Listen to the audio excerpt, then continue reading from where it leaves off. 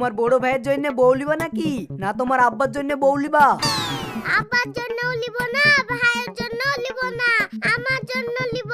আমাকে একটা ভালো দেখি বউ দে। अरे बाबा, ये बच्चों को खिलौना नहीं है, ये खिलौना है तो सिर्फ बड़े लोगों के लिए।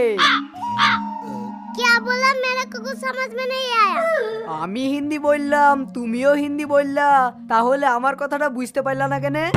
চাচা আমি ওইটুকি জানি।